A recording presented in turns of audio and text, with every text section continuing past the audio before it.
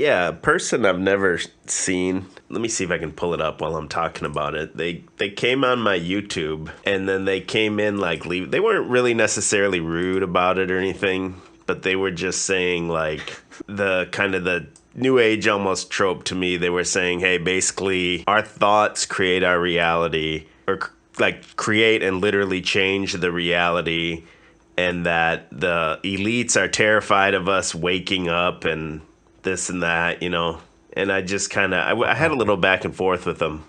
But then they were telling me everything. They're like, oh, you know, look up, if you don't believe it, look up the Hopi prophecy because, you know, the earth's going to purify it if we don't change our thoughts. And look up experiments by Dr. Emoto, who said nice words to water and froze it and then made it change.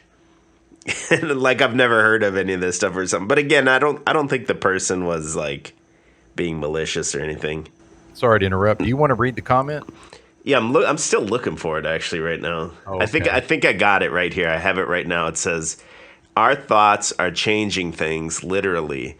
The universe responds to us, not vice versa. Phones aren't reading our minds. Our minds are making the phones show the ads on our minds. Facts, prove me wrong." And This Steven Crowder with the change my mind. yeah, I think so. And then they were I've saying, already got a lot to say, so I'm going to try to hang back a little bit before I start going off. one more thing here. It says they told me it looks like a woman. And again, I don't think they're being rude. I think they're just kind of newer and they're a woman. You know, it says, "Dude, read the CIA declassified documents and read the part where they're terrified at the thought of us waking up to our true powers. Our freaking thoughts are affecting the outside world." And then it goes on and on. But I basically said to them, like, hey, I believe there might be a very small percentage of that that's true, but it's action is what changes the world, not thoughts. And the reason the world is so messed up right now as it is because these bad people, or maybe not even necessarily bad, but people that are misled are the ones that are out here taking action and doing everything. And then your thoughts might change things very, very little, but action will always beat inaction, basically, is what I said.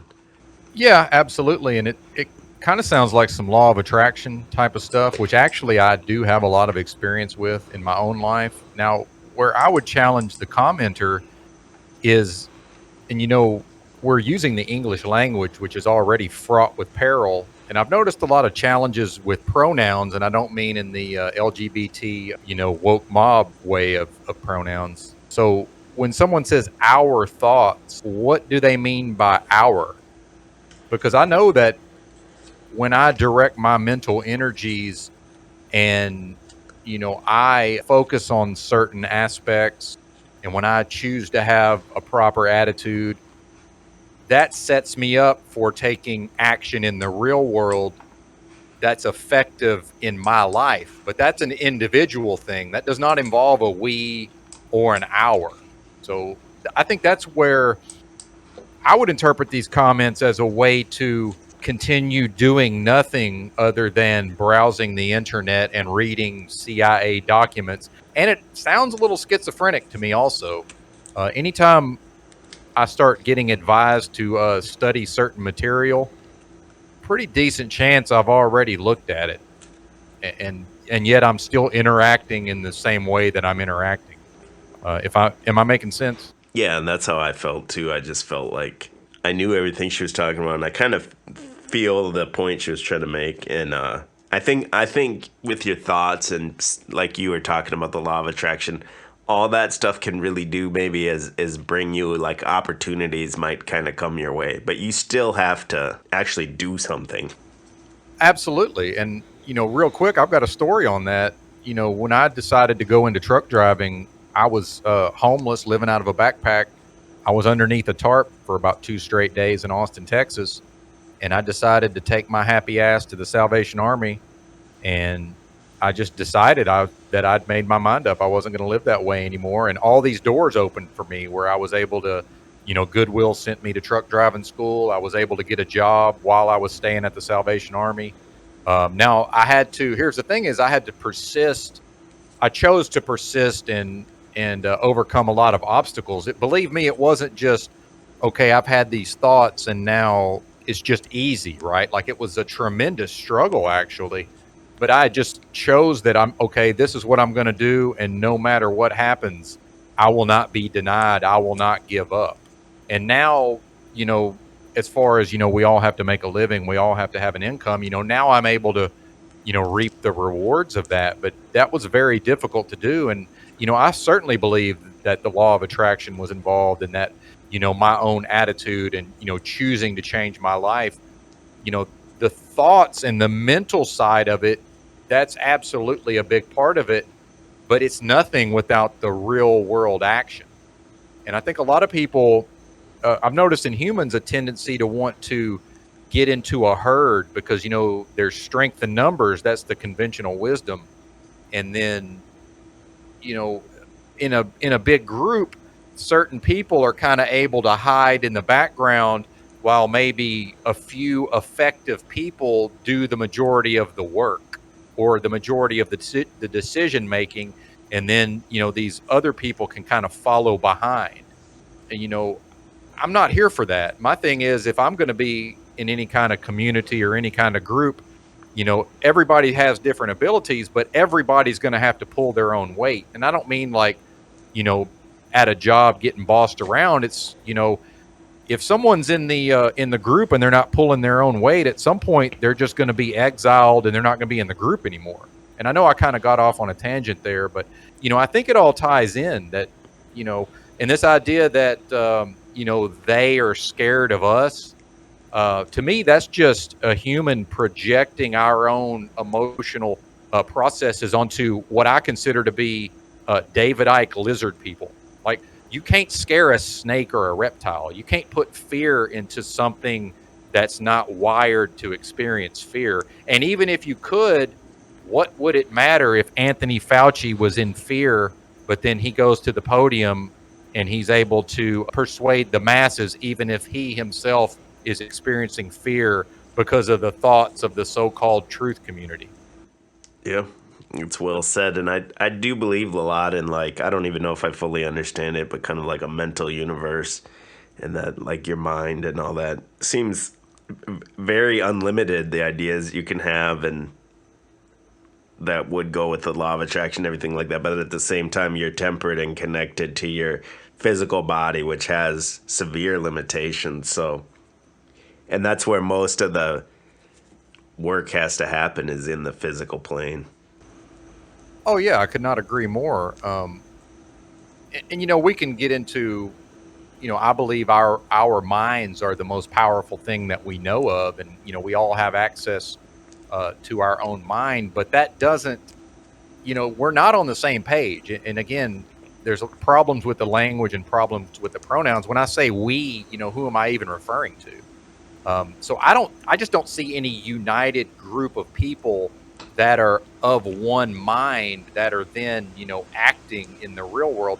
If people say there's strength in numbers, not until everybody gets on the same page. So, if that's a group of 100 people who are like-minded, something still has to happen to get everybody on the same page. So I think I see a lot of people suffering from a fantasy that there's some sort of, silent majority, or there's some kind of united group of people that are at some point going to be able to move forward. And it's like, no, we're all isolated and we're communicating over the metaverse. I mean, I think you've said it before, this is the metaverse, and we're not, people are not working together in the real world that I see. Now, maybe I'm wrong. I'm just only speaking to what I see. Yeah, I agree. And I don't see anything, like you said earlier. They just, the whole play seems to be, to me, that they just give you this outlet of the social media and whatever to air your gripes. Because even somebody was talking to me here about some like football, and I don't watch that. But then I kind of like looked it up just to see what they're talking about, and it was like first story was like Stephen A. Smith roasts this, football player, whatever the hell it was, and I was like, how's Stephen A. Smith giving his opinion, and his scathing opinion on this football topic?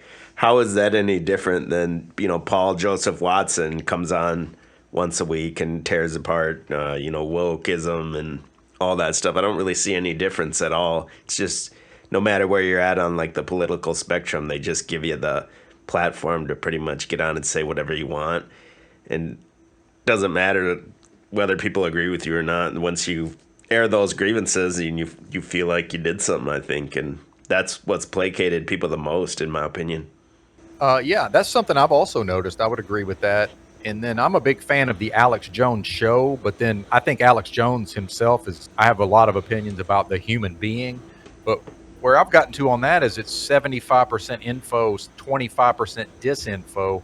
And a big part of that disinfo is the idea that the globalists are panicking and that, and that the globalists are terrified of the people waking up and, understanding certain information. And this idea that I can go out here on the internet and type some words, or I can speak some words, and that's somehow going to put fear into literal, what I consider to be Satan's minions. And my thing is, okay, let's just assume that it's possible for me to make Satan's minion feel fear.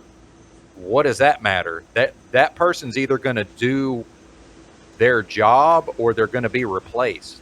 So I just don't see the relevance of striking fear into the hearts of someone, like Rochelle Walensky at the CDC or whatever. It just doesn't make sense to me. Meanwhile, I mean, it seems like we're getting our asses kicked. And if I say we, meaning, those of us who like to talk about this information, it seems like the system is just completely rolling over us. And I want to say this in conclusion to this point, because I do realize the hypocrisy of me. I'm doing the same things that I'm accusing other people of doing in some way, but to me, this is all entertainment. Like, this is my hobby at this point. Like, this is what I do, as a creative outlet. This is what I, enjoy doing, looking at information. I'm always going to take in information. I've been doing it my whole life. These just happen to be the topics I'm interested in at this time. And I understand I've had people email me and they say they get a lot out of my podcast, but I still consider all of this purely entertainment. Take that for what it's worth. Yeah, totally. And same for me. I don't know. I don't think nothing's Well, really going to come sorry, of it. I'm not on a crusade. Sorry to step on you there. I'm not Like, on a crusade. I don't see me coming out saying something and then all of a sudden, 50,000 people are going to take arms, and I don't think that at all either. It's kind of the same. But it's funny that some people watch it and take it so seriously and like hang, not us or anyone in particular. They kind of hang on certain presenters every words and stuff, and it becomes like an identity to some people, like especially EBT. I don't know if you checked it out. EBT sent me one of these new like mud flood videos, and like the production value was insane on this thing, man. It was like watching something on the History Channel or something, man. And I was like, it was very like Bigfoot level speculation, and I liked it. I personally liked it, and I was entertained by it. But then in the comments, there's people like spouting some of these things that were just glossed over as like, okay, now this is a historical fact. Right now, I'm going to change my entire Yeah. worldview because I watched this YouTube video and stuff. It's hard to find the cutoff line of the people that are able to watch it for the entertainment, and then the people that just get so enthralled by it, they just get sucked right into it. No different than a regular TV show. Yeah, and if I think back to me in the past, back when I was watching all these like 9/11 documentaries, and then just maybe like Zeitgeist or whatever back in the day, all these different documentaries, I was that way. I got swept away into it for a while. I don't think there's anything wrong with that in the short term. The problem is, if I had stayed in that mentality. For me, I want to continue to kind of grow and progress, towards, whatever my various goals are. And I think that video you were talking about, that's the one about the World's Fairs, right? Yeah. Yeah, see, I'm fascinated with the World's Fairs myself, and there's a really good audio book about the 1893 Chicago World's Fair that I've listened to several times. It's tied in with that the so the purported serial killer H.H. Holmes was supposedly doing his thing there in Chicago at the time. And I like the true crime stuff, so that that definitely got my attention, and I agree with you about the production value. But again, I'm viewing it only as entertainment. But then, there can be some information extrapolated out of that, I believe. But then now we get back to, the idea of our thoughts creating reality. So, if I'm willing to accept that, that is true for myself individually at some level, okay, what am I going to be able to do with a 2 hour and 15-minute documentary about the world's fairs with respect to, possibly, these, history is not what we've been told it was. And, we're supposed to believe that these temporary structures were built in a short period of time and then demolished. And, I think that's all helpful to know, but then, how can I integrate that into my own, psyche, and then, alter the way I'm interacting with the reality, but then move forward versus continuing to just kind of schizophrenically review the same information over and over again. Because I've probably had that tendency in the past to sort of obsess over certain information. And I'd like to think I'm not as bad about it, but maybe I am. I don't want to criticize anybody, but not criticize myself about these things. Cause I'm just like everybody else in a lot of cases when it comes to this sort of thing. Yeah, and it becomes like confirmation bias at a certain point. You just start looking for anything that's gonna add to that theory that you already believe or whatever for a lot of people. But I mean, I think it's interesting too. You look at it in these structures. It's pretty fascinating. But the question I don't see anyone asking is why, if we look at it today and say, okay, there's no way they could have built this in this amount of time, how come no one said that back then? Or did they? And we don't have those records. Or maybe they knew. Yep, maybe. I mean, I don't see how there could be these elaborate cities and just the people that were there at the time would have had to have known about it, I would assume. Yeah, especially if they were probably like tradesmen and everything, they would know, like, hey, no one's building this in whatever time they tell you. I guess it's really, how comfortable can I be with not knowing? Because I do think we have, and I think this is a big part of how, and I've asserted that the general public is under, trauma-based mind control. And it's, the one, I think what's really attractive about the mainstream media or just media in general is this idea that, as a human being, I can feel uncertainty, and then that can be uncomfortable. So then now I have all of these media sources that are willing and able to provide me with information so that I can allow myself to become convinced that, okay, well, now I know how it is. So I think the people in the truth community have that same tendency as the people, that are mesmerized by the television and the social media. The television and the social media, and television has been called the opiate of the masses. I think in a lot of ways, it's really it's allowing people not to have to sit with that uncertainty. And same thing in the truth community.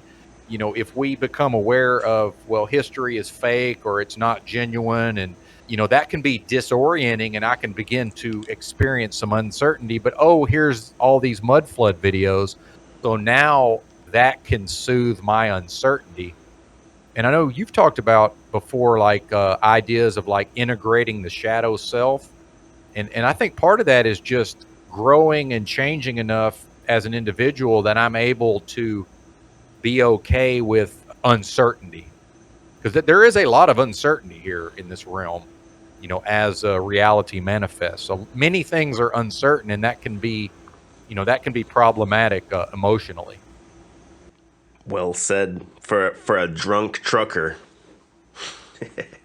Well, here's okay. Thank you for bringing up alcoholism, and I will try not to turn this into an AA meeting. But see, this is part of why I drink, is because when I don't drink, my brain starts working again, and that causes me problems.